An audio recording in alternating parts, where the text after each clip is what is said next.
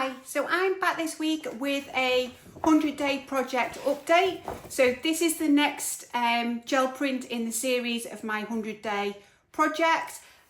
Stick with me if you want to learn how I have combined typography, collage, homemade masks and stencils to create a multi-layered one-pull print using a gel plate. I'm also in the process of the finishing touches to my new online gel printing course, Pushing the Boundaries. So this course is all about pushing the boundaries of gel printing. So it's not a beginner's course, it's a little bit more advanced. So if you are a beginner and would like to take my course, you've still got time to check out my other YouTube videos where I'm giving away all the basics of gel printing absolutely free. So have a look at those videos, have a little practice, and then you'll be ready for some more advanced techniques to join me in the autumn. If you're interested, I will pop a link to sign up to the waitlist in my description, and also if you'd like to join the newsletter for latest updates on my in-person workshops and events. But for today, let's get printing. So I'm going to start this project off with some image transfer. So I have took some photographs of some vintage signage at a local reclamation yard, and I have converted those to high contrast images. Again, there is a YouTube video there in my playlist if this is something you're interested in, and I will guide you through the process from start to finish. I am using paint grey, which is quite a dark paint grey. It's more on the black scale, but it's just a little bit softer than black. So I have applied a small amount to my gel plate, and at the moment I'm just working on my 8x10" gel plate, and I'm smoothing that paint out on my gel plate to make sure it's nice and smooth and even. I'm placing down my laser copy of my photograph, giving it a quick rub to make good contact, and then pulling it straight off the plate. And I'm leaving this on the plate for no longer than 5 to 10 seconds maximum. And you can see I've got a nice transfer there. And I'm going to pull that print straight away while the ink is still wet on my gel plate with wet strength tissue paper. I'm embracing the wrinkles because I'm going to be using this to collage directly onto the gel plate. Again, I'm just giving it a really good rub to make good contact. I'm doing all this in real time, so I left it on there about 30 seconds to a minute, and then you can see I'm pulling that back to reveal my print on the wet strength tissue paper. So I'm just going to repeat the same process again, but this time with a different image. So you can see here I am rolling out that thin layer of paint grey. It's important that this paint is nice and smooth before you place down your image.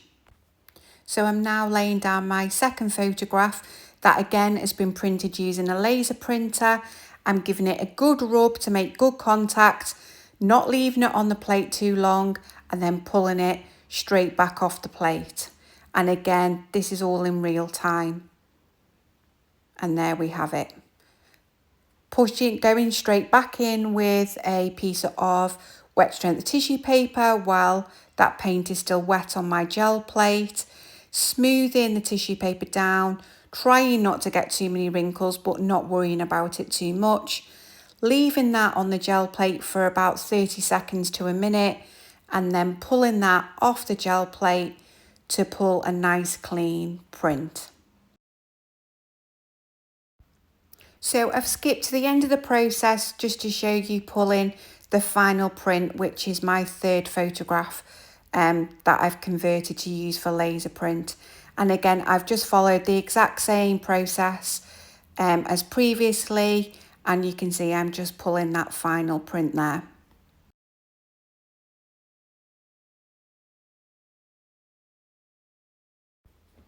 So I have made some homemade stencils and masks from Yupo paper. You could use copier paper, cardboard, Polly Pockets. It's entirely up to you. This process is in my last YouTube video, so I'm not going to show you all the cutting out.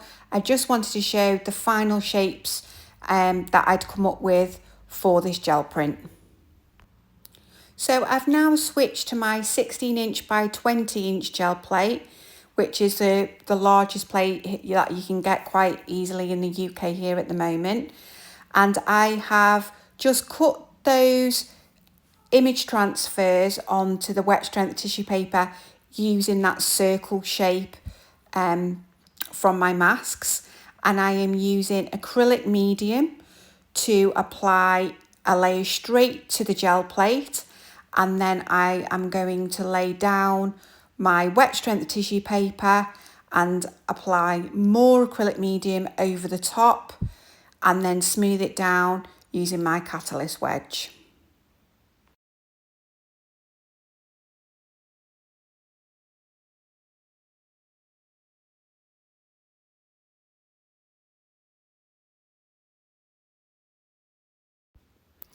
It's really important when you're collaging directly onto the gel plate that you put quite a nice layer of the acrylic medium down onto the gel plate, pop your paper down, but then put another layer and smooth this out on the top, because you want to make sure it's adhered really well, because when you're pulling a one pull print, the idea is that you want all the layers to stick together as one so they pull off the gel plate together.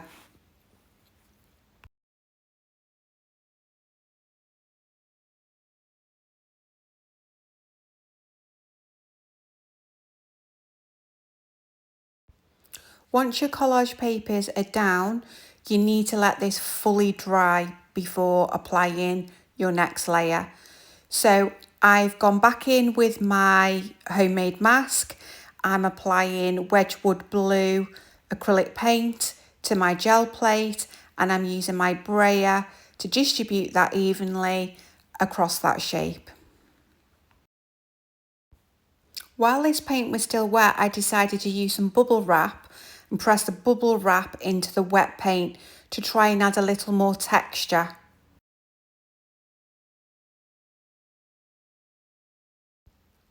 It didn't really work as well as I'd hoped. I think it's because I'm printing on top of the wet strength tissue paper as well. It does leave a kind of soft pattern, but not as prominent as I would have expected it to. But it's probably, on hindsight, a good thing, because I would be in danger of this print becoming too busy. I'm now changing to Naples Yellow, and I'm repeating the same process to create a thin layer of paint to cover that shape.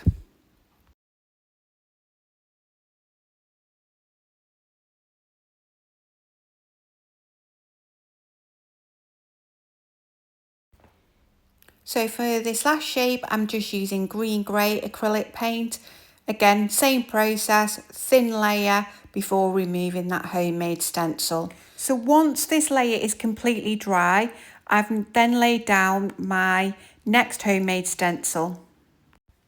This shape was inspired by Rex Ray, and if you didn't catch it, I did a previous video where I did a whole multi-layered print inspired Rex Ray, and I just really wanted to try and use this shape.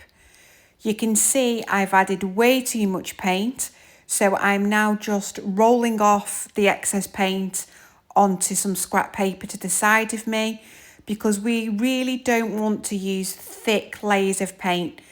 We want nice, smooth, even layers that are going to pull off really nicely as a one pull print.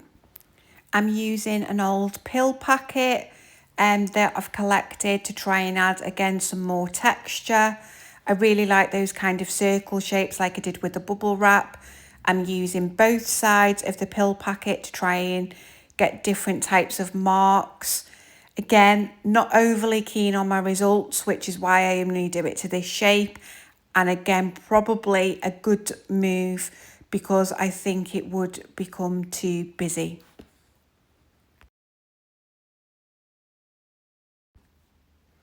So I'm just repeating the process again, placing down my homemade stencil and using the paint grey to apply a nice, smooth, even layer. I'm trying to think about the composition of my print.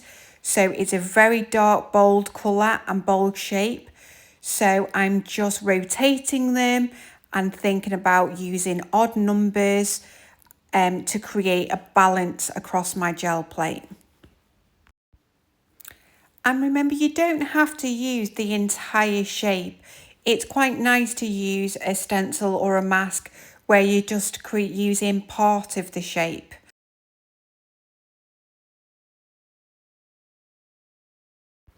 And again, it's important that you let these dry in between, because if they touch each other and overlap as you're printing, it's going to spoil. So I'm now going in with my third homemade stencil, and I am using my Wedgewood Blue again. And again, I'm just adding a small amount of paint that's thin and distributing that across that shape. So repeating the process again, but this time with the Naples Yellow, and again just adding a small amount of paint and building that up across the stencil. Now this is the only colour on stencil where I let it completely dry and then I go back in. So I look at it there and I can see it's still a bit transparent, and I'm not convinced it's going to be opaque enough when I come to pull the final print. So I go back and add another layer of the Naples Yellow to make that more opaque, so it's more prominent on the final print. You can see then for my final layer of this pattern, I'm going back in with the green grey. So you can see I'm sticking to that colour palette throughout the print. So I have some offcuts from those circles that I cut from the image transfer with that really nice text. So I decide to use the negative shape from those cutouts and collage them as my next layer on the gel plate. So again, I've let all the previous layers dry. I'm using the acrylic matte medium again, applying a coat of that onto the gel plate, and then again another coat on top of the wet strength tissue paper, smoothing it down to make sure there's no air bubbles and it's completely adhered to the gel plate. So when looking at the composition of my overall print so far, I decide that that area to the top right hand side was just a little bit too bare, but I couldn't, a full shape would have been too much. So I just decided to add just half the shape in the Wedgewood Blue to add more of a balance of colour and try and balance that composition out in terms of the shape and the busyness as well. And I'm just flipping my plate over just so I can see how it's looking so far. So I'm now working on the final layer, which is my background layer, and I'm just using copier paper to mask off areas of the gel plate because I want to create some colour block. Now what I've also done is with the stencil, I've used a little cutout bit and tried to position them on top to protect that Naples Yellow that's underneath. You can see it doesn't work very well. The Yupo paper doesn't adhere to the layers of acrylic paint as well it does to the gel plate before it's got layers of paint on. So in the end, I decide to just pull those off and just go for it and hope for the best.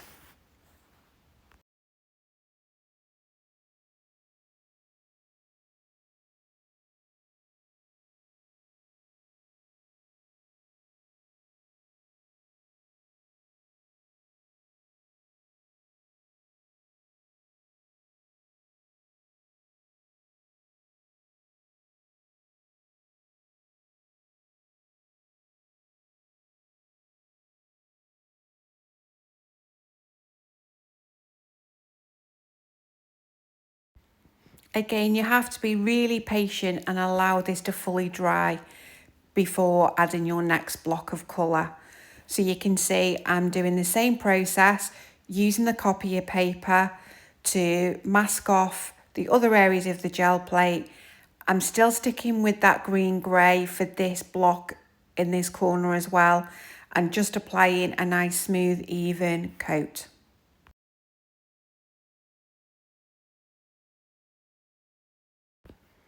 So I'm repeating the same process with the Wedgewood Blue acrylic to create a small block of colour in the top right hand corner. So just to remind you, I'm letting each block of colour completely dry before moving on to the next section. And I'm using the Naples Yellow again for the final 2 colour blocks to complete the background for my print.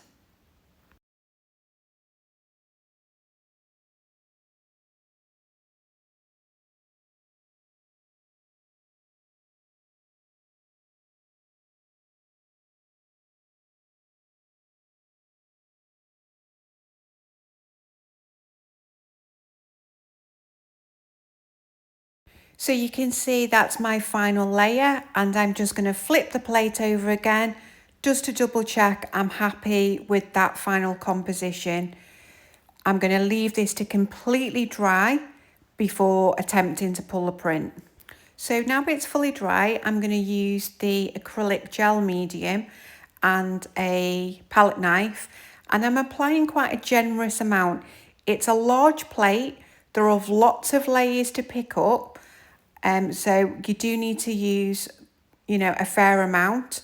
And then I'm going to use my brayer to distribute this nice and evenly across the gel plate, lay down my paper, and then weight it down and leave it overnight to dry.